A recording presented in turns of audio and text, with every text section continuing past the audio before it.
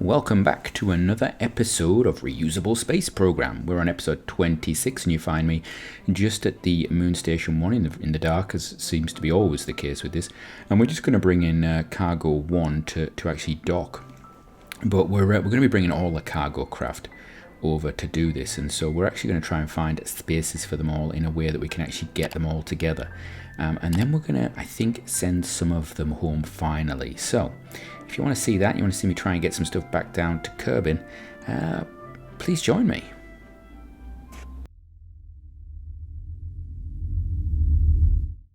Right, so Cargo 1 was actually reasonably easy to dock. It's got its little small docking port, so we just stuck that onto where we could get it docked on one of those small docking ports. And now it's on to Cargo 2. So Cargo 2 again has got one of those small docking ports. It's also got a big docking port, so it's got more fuel. It's probably a little bit more maneuverable than Cargo 1. And we do our normal rendezvous procedure. We just make sure we're in the correct plane. All these craft are basically floating around the moon because of all the things they've dropped off in the last episode and before then, and so we're just going to get these back. So we're going to bring him in towards the station, and this was a reasonably quick rendezvous, using a bit of RCS on the way in there just to try and bring our closest approach down. You can do that when you're far out. You can just do a bit of sort of lateral RCSing and you can get yourself a little bit closer. So there we go, reasonably close. And I decided we'd actually try and plop this one on the node opposite Cargo 1, primarily because these craft can rotate their engines, and so they can actually get their engines out of the way of each other if needed, and also because it just pulls them out of the way of the major docking ports, because at this point I was undecided as to what to do with them. Partly I was thinking we'll just leave them attached to the station, because they just annoy me. Particularly I like the hinges as a little gimmick. It's nice for folding them up, but in reality the fact they go floppy and you just can't control them half the time and there's a risk of them breaking stuff, it just is a problem for me. So I just want to stop really using them and get on with using something that's a bit more rigid, a bit more stable, and that's slightly more fuel efficient.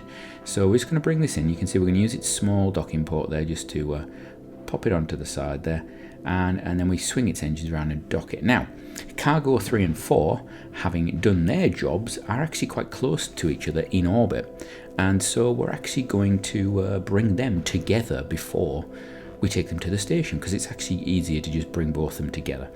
Ironically, I actually ended up only sending one of them on the next mission, so putting them together in the way I did and so carefully wasn't a massive thing. But if I'd have wanted them to both go back to Kerbin and then bring back a big train together like they had previously, this would have been perfect. It would have actually saved me so much effort and time, just made it one docking at the station and stuff. So you can see here I line this up, and what I'm actually trying to do is make sure that the two pairs of engines are actually not overlapping each other. Just check my fuel balance is okay, check my RCS is working, and then we're just going to basically try and dock one onto the top of the other at right angles, which is pretty easy. I'm not too worried about how accurate this is going to be. We just drift it in, and then get above it, and we're just going to look down on it and pull it down. You can see on the nav ball I'm just looking at my normal there, and we just bring it down and down and down, and we just finally start to move down, and then here we go, nicely locked. And you can see they're not perfect. Obviously with Kerbal 1.12 around the corner, that will have the ability to rotate docking ports a little bit, which would actually make that even easier. But yeah, we'll see. I'm not sure if we're going to put Reusable Space Program into 1.12, or if we do, it might be after a little break, because the mods that we are using, although there's very few of them, I don't like jumping mods across versions. This is still version 1.10, so we haven't gotten to 1.11 yet. So we're going to do our little rendezvous with the station. Again, we've done this so many times now. We're just going to find the opportune moment, fire the engines, and we're just going to bring ourselves into a rendezvous with the station, and then it's just a really nice thing. Quickly just fire towards it, let it catch up on us, have a look. You can see we're closing in there. A little bit of RCS to just help guide us, fire the engine, slow us down, and we're going to dock these onto the bottom, I think. So we're going to go normal, anti-normal for this, because it's just an easier docking with this big craft. The station is getting big again, so we've put that extra part of the station on the new station core, and we've got the old station core on the side, and in reality it's added a lot of expandability, but we're still actually pushing for space. I don't think either's perfectly been designed for just putting craft on. I don't think I really envisaged quite how many craft we were going to have around the Mun. And you can see there, one of the problems we've got, some of the engines on our cargo 1 and 2 are just a bit wobbly. They're off at funny angles, although they seem to have locked in funny angles right now. You can see them sticking out. So we're just going to make sure the fuel's all balanced and everything. And there is a lot of fuel tanks on this station, as with everything else on this station, because it's been built up of lots of components. There's lots of bits that I just have to go through. And if I didn't have TAC fuel balancer or something similar, I think this would be horrible, particularly with the glitch in 1.10 that actually causes that to be a problem. So we detach cargo 2. You can see cargo 1 is wobbling freely, its engines. We're going to put cargo 2 onto the bottom of cargo 3. So cargo 3 is actually going to take it away. So I think it's cargo 3. It's either cargo 3 or cargo 4. They're interchangeable. They're basically the same thing. So we're just going to stick that on the bottom, and it doesn't really matter which way around this goes. However, we're just going to put it this way around because it's easier. So there we go. Managed to get a dock on just, I think. There we go. And yeah, so now we've got cargo 1, and I actually went in and I actually reset all of its joints, because you have to reset them, relock them every single time this happens. I'm not entirely sure on the glitch, and you can see the station is wobbling terribly. We've got this really long, multiple small docking port situation, and I think this is really saying this is the limit. I've tried to expand this station, but it is at the limit. And so what you haven't seen is I've actually undocked the 2 craft. In fact, there you can see I've undocked the 2 craft. It's going to dock 2 because it was just wiggling all over the place too much. SAS on or SAS off, it was still doing the same thing. So we've turned that into a little of an easier job for us there. So there we go. We're going to stick cargo 1 on the bottom there, just to deal with this situation. In reality, I should really turn this at right angle, shouldn't I, to give us extra engines? But you know what, it doesn't really matter.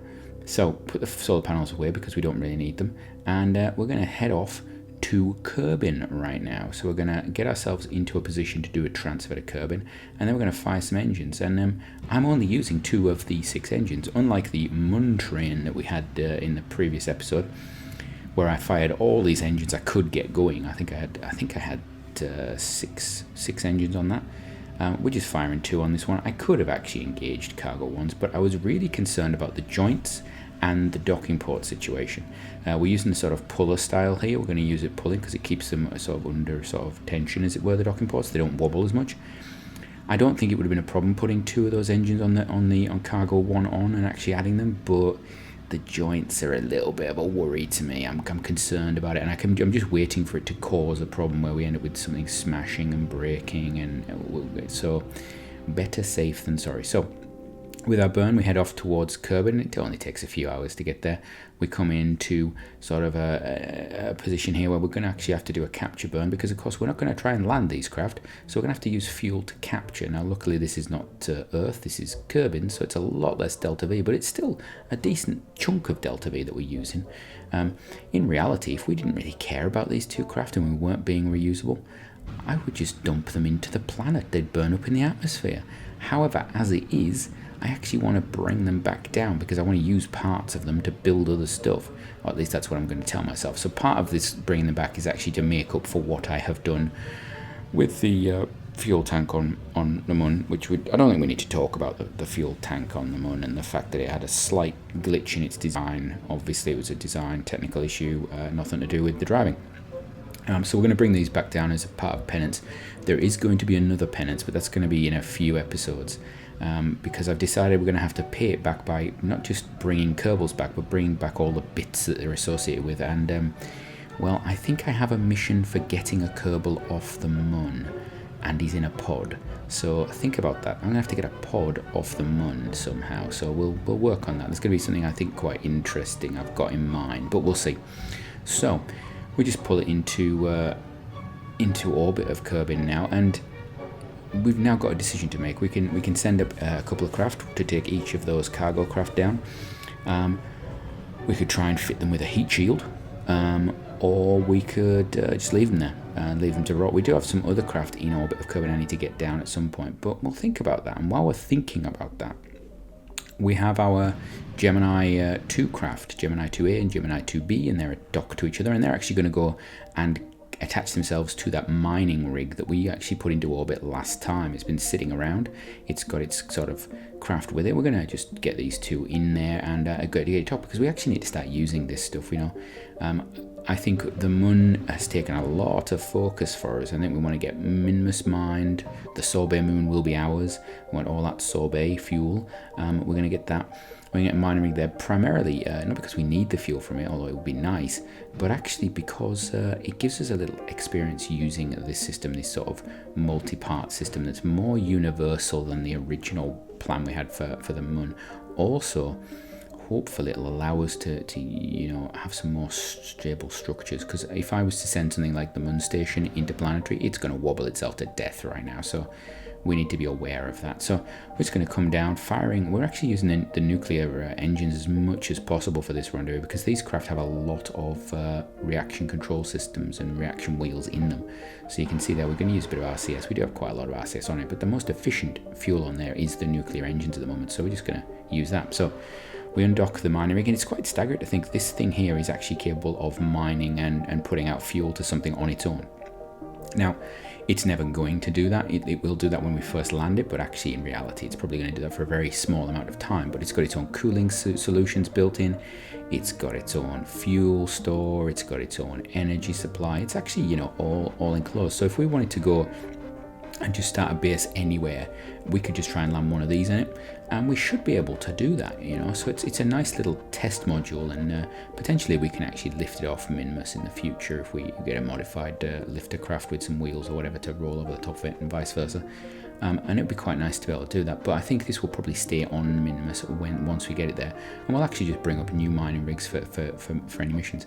And there we go. We just trying to dock. It's a bit, note to self: be careful when you got two craft. So what we've actually done is detach one of them, because docking both of them like that, it actually throws off your sight a bit. And then also remember, control by the correct docking port maybe would help. That was one of our other problems. So there we go. We're just going to bring it down and docked, and then we're going to jump across to the other one, which is magically drifted away. We're just going to get some RCS and bring that back now. And this one just has to make sure it doesn't hit its brother or sister. Oh, that's a bit sexist, isn't it? It's twin. And again, we did the same thing. We activating of docking ports, smacking into each other there. Absolute nightmare. Activate the docking port before you do anything. Make it the focus if you're going to use it. Sea monsters, improve these things. This is how we break solar panels. This is how we blow up things. We've had enough damaged pieces of equipment in the last couple of episodes. I do not think we need any more. So the good thing about this is they're quite resilient. They obviously, because they've got the metal frame around the outside, it protects them. So there we go. It is in orbit, it's ready, landing legs away. I don't know why I put them out in the first place, actually. And this thing is now ready to head off to the sorbet moon. And so it's just going to sit in orbit until we bring up another piece of equipment that's going to go out as well. And we'll send them both at the same time. We'll send a tanker out as well. We will at some point need to put some crew down, and we're going to need some crew living quarters, or at least a crew craft to drop down there. We just check our fuel situation, make sure we're not using fuel from different locations, make sure that we're balancing all of our fuels around. You can see there we've actually used more fuel from one of our craft than the other, so we're just going to balance it because it's just easier doing that in actual fact. So there we go. Balance it out, nice and easy, all sorted, wonderful, and that looks perfect. So on towards our next thing. We're just going to check some of our I'm actually checking everything on this because I'm looking at action groups and everything because I'm prepared for things, and we're just going to have a look at the position of Minmus, make sure it's in roughly the right area. It is not. I'm trying to reduce the actual amount of requirements for fuel. So this is going to be an important launch for us. This is actually the first time we're going to try what we're about to do. So in the past, whenever we've had to rescue something, we have sent up a craft and rescued it and brought it back to Kerbin. And whenever we want to put something in orbit, we take a craft and we put it into orbit, and then we bring the craft back down. In both cases, half of the journey is the craft is empty. So in this one, we're actually going to do two things at once. We're going to send up something in the craft, and then we're also going to use the craft to bring other stuff down. So this is going to bring up a brand new fuel tanker for the moon, because obviously the tanker that is on the moon doesn't have any solar panels at the moment, and so it's got limited range. We could move the entire mining base every time, but it's a bit of a finicky job, and I can just imagine the whole thing exploding. So we've taken the original tanker and we've just modified it a little bit. We've basically put some steps on it, is what we've actually done. It's got some steps on the front, so you can get in and out of it without having to use a jump pack anymore, so it's even more reusable. And we've done that, and we've put it back into a rocket. So this has gone up on one of our standard rockets there, and you can see just easy flight up. We're going to actually use this to do a bit of a rendezvous with cargo 1, 2, and 3. So what's actually going to happen is going to rendezvous with cargo 1, 2, 3. Cargo 3 is going to grab this this tanker, and it's going to dock to it.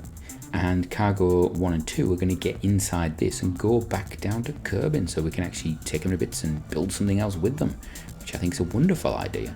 Gives us an excuse, not an excuse. Gives us some more resources to work with down on Kerbin. You can see we've actually got one of our rescued Kerbals in the passenger seat of the tanker. They're going to be going down onto the moon, and they're going to actually be our tanker driver, which will also mean, and by the way, that's Wenrick. They're Wenrick is very actually eager about this whole process, isn't she? She's very excited, even though she's just going to be a tanker truck driver. She's one step up from what Sean is when he's a taxi driver, I suppose. She's a bit more important. So it's going to come in. We're going to just open its bays and open everything out. There we go. We're going to get rid of the tanker because we don't need that. Oop, fires out nice and quick. It orientates itself because it's got a reaction control system wheel. We're going to detach that, and it's going to catch it because that's leaving it some pace. Come back, Wenrick. Wenrick, come back. So we need to dock quite quickly with this before it decides to float off everywhere. And this isn't too bad actually. It's a reasonably quick docking. We're just going to bring ourselves in, control ourselves from the correct docking port, obviously, because we've obviously learned from our previous mistakes that we should be controlling ourselves correctly. And then we're just going to bring ourselves down, all the way down, docked nice and easy. That was actually really easy, wasn't it? So now, next step, we're going to make sure that all of these things are set. We're going to try and, now interestingly, I had trouble targeting the craft on this one. And I could not get it targeted or whatsoever with the cargo 1 and 2, so I actually targeted it the other way around. I targeted it from the carrier craft. I basically went, you know what, we'll just bring that closer until it gets close enough. So there we go. Then the next step is fold away all the solar panels and close up all the engines as much as you can. You can see they're all folded up as tightly as possible. That is a little bit of an interesting one, isn't it? Just fold everything in, just completely fold everything in on top of each other. I'm not entirely sure that's the most realistic way of doing this, but we're doing it that way. And then we're going to open the grabbers. Now, we could have actually used docking ports for this, and it probably would have been a better idea, because then we could have had, if we'd have had a cargo that required a docking port, it would have been logical. We didn't. We had the tanker, so for that we decided, you know what, we might as well just put the grabber on. It's just as easy, as long as we get a lock and we get to pull it down. I really want it to attach to the bottom grabber, ideally, because that'll put the weight towards the bottom of the craft, but we will see. So then it becomes a bit of a control-y, bring it round, and then close the doors, and then we're just going to thrust up until we get a contact and an engagement. And there we go. So while that brings that back down to Kerbin, and until next time, have a great one.